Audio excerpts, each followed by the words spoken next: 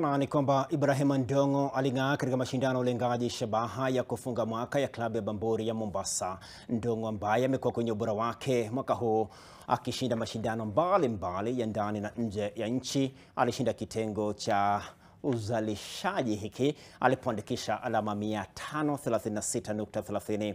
Abdullahi Buthuli alikuwa wa pili na alizoa alama 317.89 na kufuatiwa katika nafasi ya tatu na Ramadhan Mohamed aliyekuwa na alama 249.21.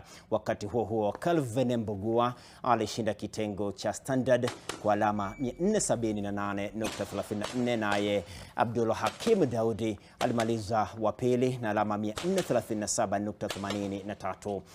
Isa alitamba katika kitengo cha wazi na alama 540, huku Geoffrey Pesa akiwika katika kitengo cha PCC na alama 540.